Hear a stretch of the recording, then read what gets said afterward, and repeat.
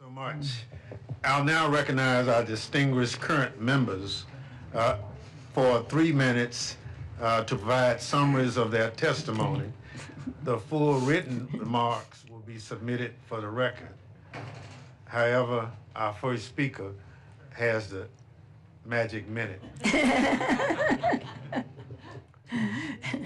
That's why I wore the pin today, to get that magic minute. Thank you very much, Mr. Chairman. Thank you for your leadership. You and Liz Cheney did such a remarkable job leading this, the committee, and now the leadership of our leadership, Hakeem Jeffries, Pete Aguilar, who's there, and others, Congresswoman Clark as well. Thank you for bringing us together today. On January 6th, 5 years ago, we began the day prayerfully. We had a Zoom call with our members because it was the time of COVID. And on that call, I said, this is the Feast of the Epiphany. This is an important Christian feast, and let us hope that that word epiphany, which means we also not only a feast of the Epiphany, but the idea of the Epiphany, that people will see the light in a different way.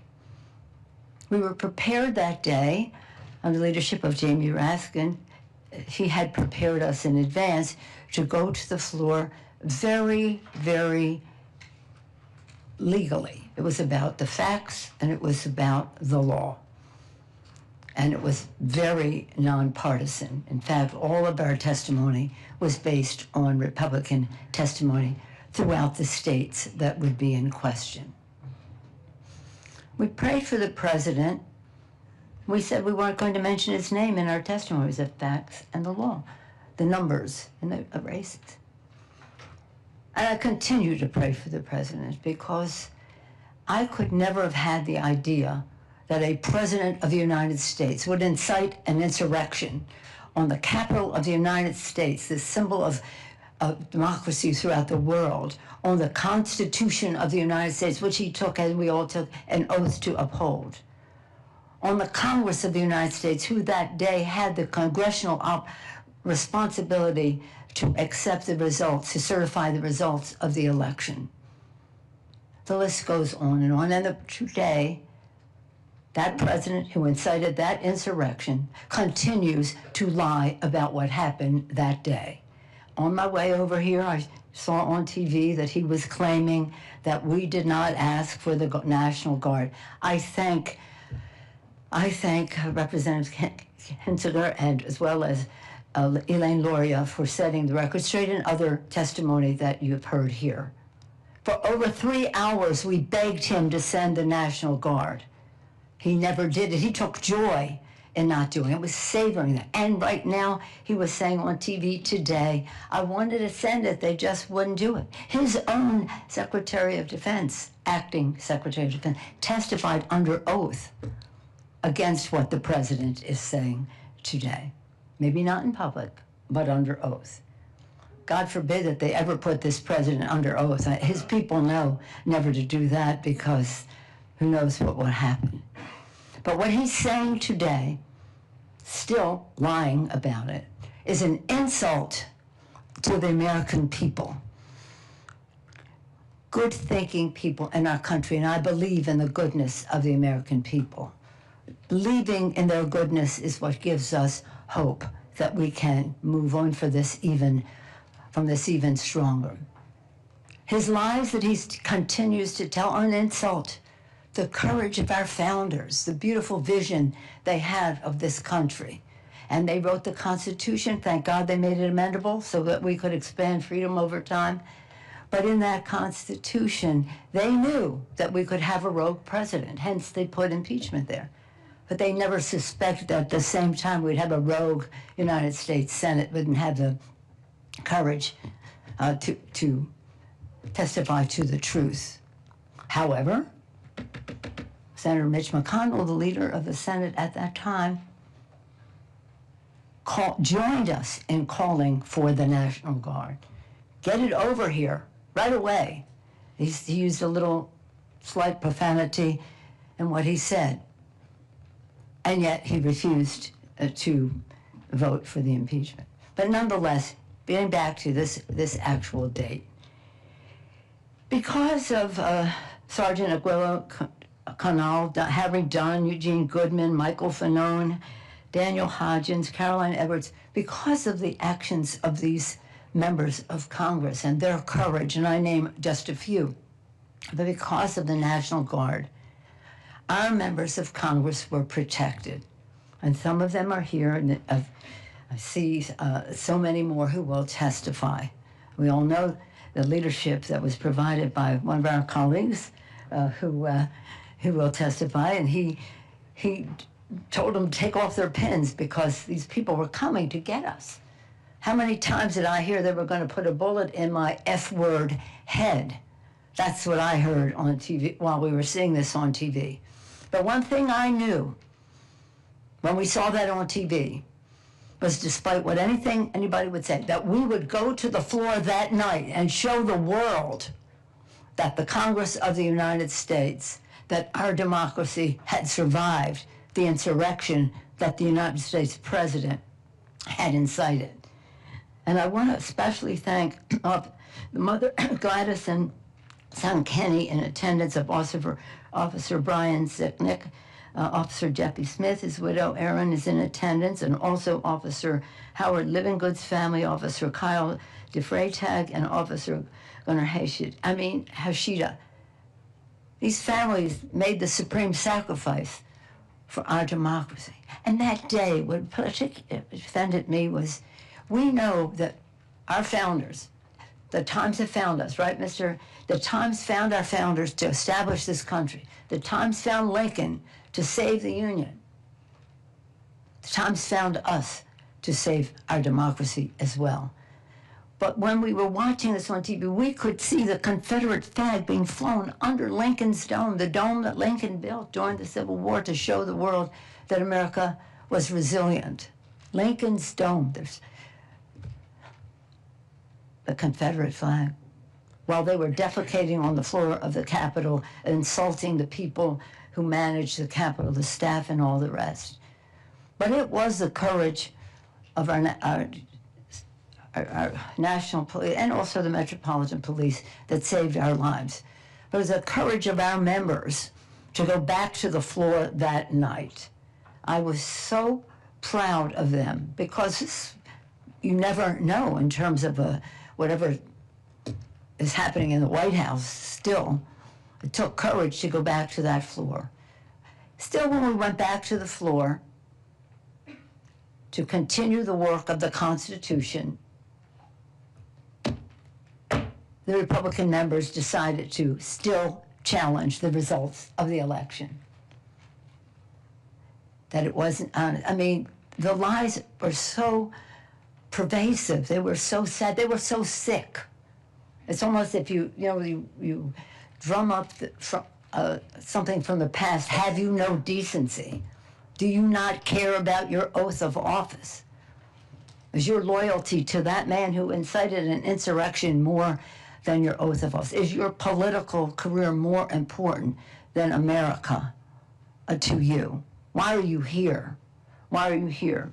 So again, I want to just say that with all of this, one of the proudest moments of my 8 years of speaker and 12 other years as leader, but the speaker part, was that we went to the floor and we honored our members, had the courage to go there after being under threat, being chased by these people, being under threat, to go to the floor to honor their oaths of office. Again, there's one thing, I mean, we're not going to forget, and this committee, the January 6th committee, thank you all for your service in that regard, because there is the record. Think what it would have been if we didn't even have that. The public would not even know the destruction of it. The president's always saying to me, well, you weren't ready. I wasn't ready for a president of the United States. Yeah, I wasn't ready for a president of the United States to incite an insurrection against the Congress of the United States, against the Constitution, against the Capitol of the United States. No, who would be ready for that? But we are ready to save our democracy. The times have found us to do that. And again, much to his dismay, we went to the floor that night in the House and in the Senate to honor our oath and to certify the results of the Electoral College. But the one thing that I'll never forgive them for is the trauma that they created in the lives of our members and their families who are seeing this, and the staff. When we came back from the undisclosed location, where they wanted us to stay, they said, you stay there in a couple of days, you can do that. No, we're going now, and we're going to the Capitol, and we're not staying in the undisclosed location, and we're not doing that. Forget that.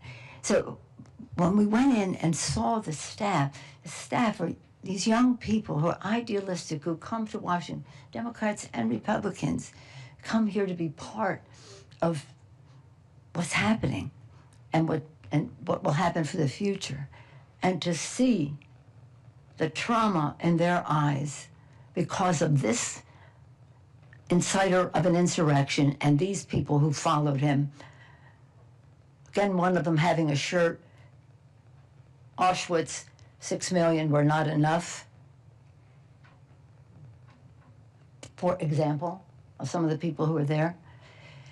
So, again, I thank you for the magic minute. Again, I had so much, there was so much going on there. But what was going on there is in a bipartisan way, we were asking the President of the United States again and again and again. When we had the Department of Defense on the phone, we said, pretend this was the Pentagon, and they were doing this at the Pentagon. What would you do? What would you do? But this president continues to lie about that fact. And that fact is important because it costs lives. It caused trauma.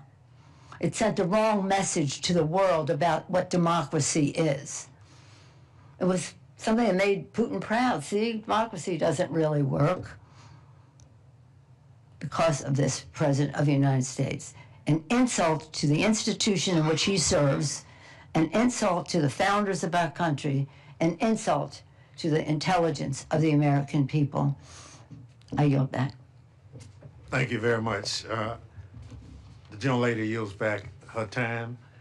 For the record, I'd like to say that there are between 2,300 and 2,600 National Guardsmen stationed in the District of Columbia right now, brought here by the President of the United States. Chair recognizes the gentlelady from Illinois for 3 minutes, Ms. Kelly.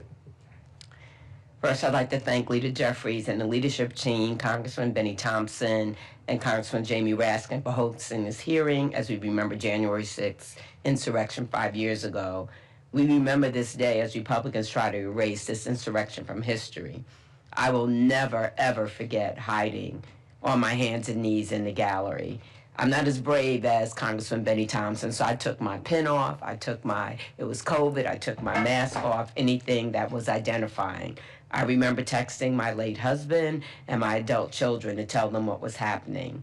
After receiving so many texts and phone calls because family, friends, and associates were so concerned, I clearly remember hearing the shot when the police officers shot the woman. I remember the 3 knocks on the door and no one wanted to answer because we didn't know who it was. And then finally it was the Capitol Police telling us that we could run out the door, running downstairs and running across halls to get to the safe place. I want to thank all those police officers that helped save our lives and protect us, and the police officers, as we talked about, the 140 that suffered injuries, the 5 that died. I also want to thank all of my colleagues that were in the gallery that day for all of the support. We have an unbreakable bond now, and we have our little gallery group that we lean on and talk to each other. I truly believe that day has led to even more political violence. You know, that was a big impetus. You know, after being sworn into a second term, President Trump pardoned, as we know, the January 6th insurrectionists, an outrageous decision. And many have been arrested for child molestation, sexual assault, and kidnapping. He let criminals loose in our country. because he does not care for law and order unless it serves him. And his violent rhetoric has only gotten worse, and political violence across this country has increased drastically. And just the lies he's spreading about Minnesota State Representative Melissa Hortman, who was shot and killed in her own home. I believe it is our duty to uphold democratic norms, and we must condemn anyone who tries to overtake our democracy, whether it is the president or not. And lastly, I would be very, very interested, I don't know how we do it, but as a person that represents Chicago, who are those people behind the mask? I really believe that a lot of them could be the people that he let go. I don't have any proof, but it just really concerns me, their behavior and just the trauma that they have caused in the city and area that I represent, that Congressman Garcia represents. And I just wonder, who are those people behind the mask? And I would not be surprised if a lot of them, the way they advertise for their employment, are those people he let go. Thank you, and I yield back. Thank you so much. The gentlelady yields back. Chair recognizes the gentlelady from Alabama for 3 minutes, Ms. Sewell. It's hard to believe that 5 years has passed since the horrific January 6th attack on our nation's capital.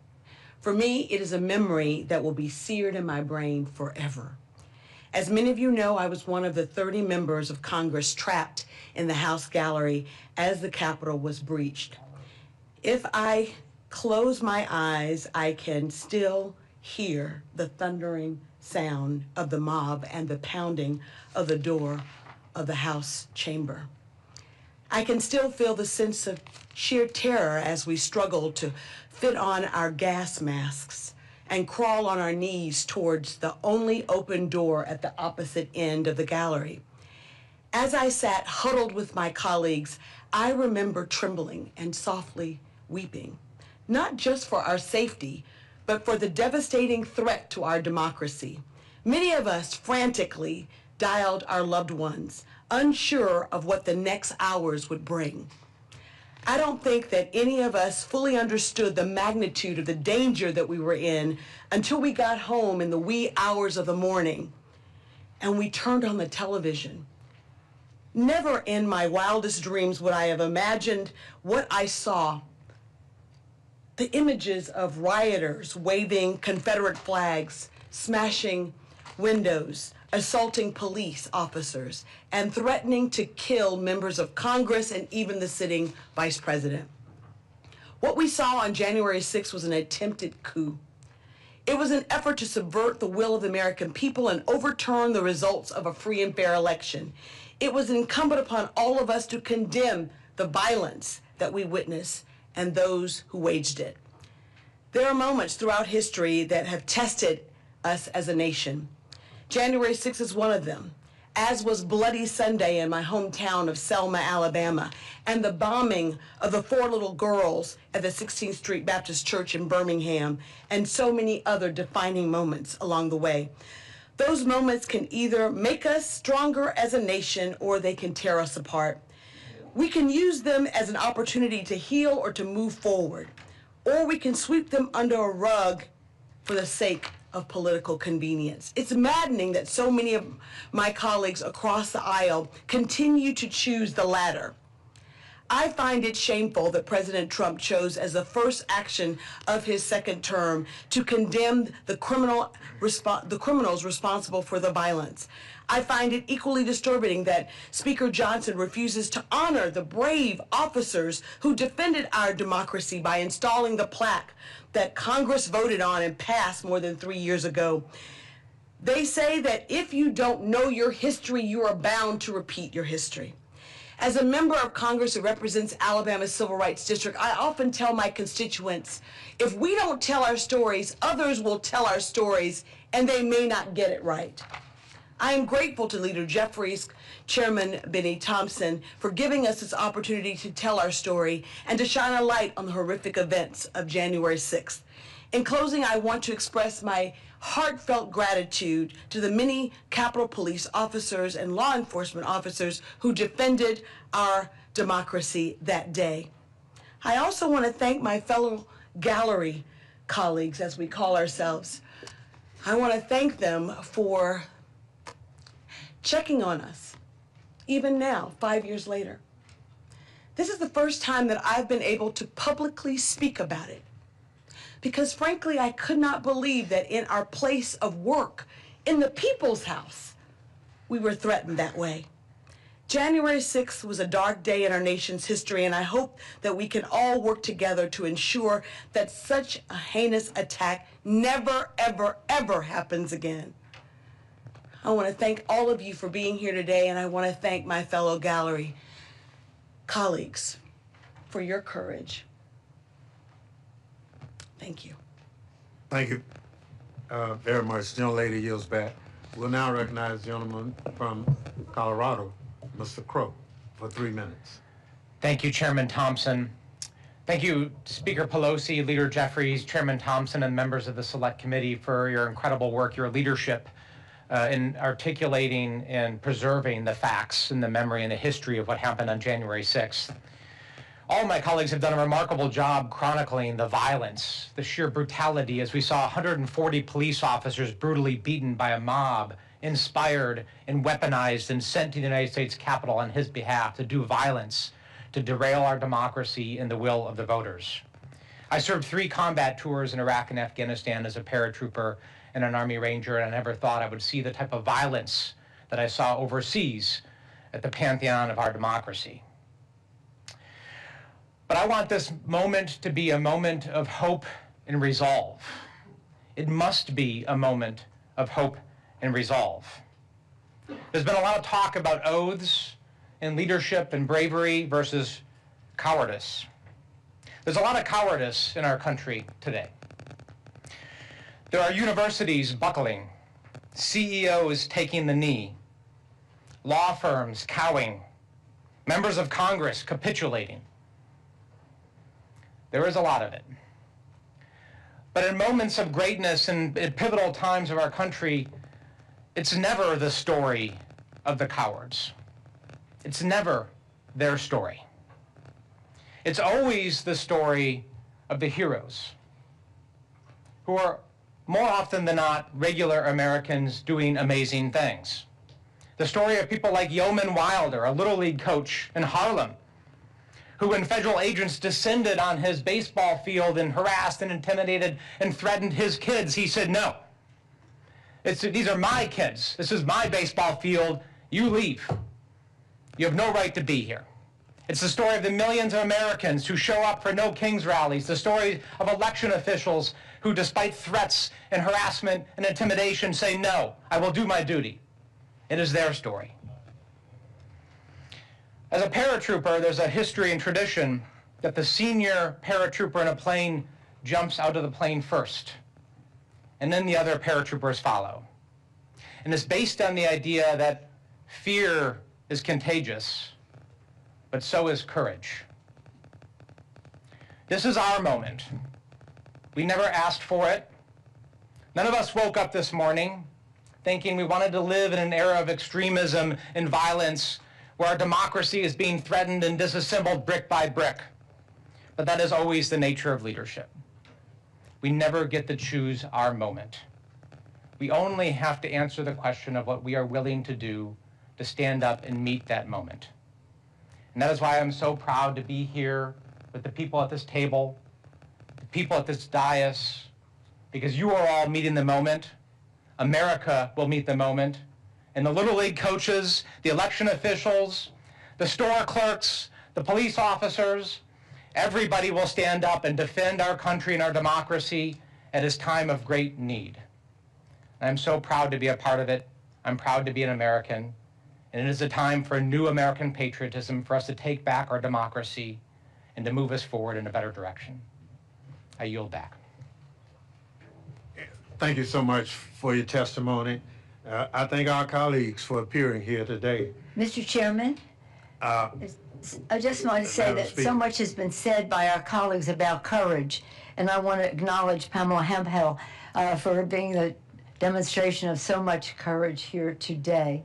I also want to say that 1 year after January 6th, we had testimony from members, and now today we'll have more testimony, and this is really an important part of the record. So thank you so much. We have the, shall we say, they're bonded together forever for being protected. Thank you, Mr. Crow, for doing that. And I will just say this, 2 years after that, I'll mention what Zoe Lofgren mentioned. She said that they were going through the Capitol saying, where is Nancy, where is Nancy, where is Nancy? 2 years after that, a person was going through my house saying, where is Nancy, where is Nancy, where is Nancy, and acted violently against my husband. So this was a horrible thing, but it bore other horrible things with it. And again, our resilience is our hope, and our hope is our resilience to save our democracy. Thank you for giving us this opportunity. Thank you so much. And I know most of us have had similar challenges of that day. The committee members have constantly getting threats and all that thing. It's not who we are as a country, but when the person at the top promotes that kind of action, this is what you get. And it's so unfortunate. We can differ, but we don't have to do it violently. And so that's where we are faced. So again, let me thank all of you for appearing here today and offering your testimony.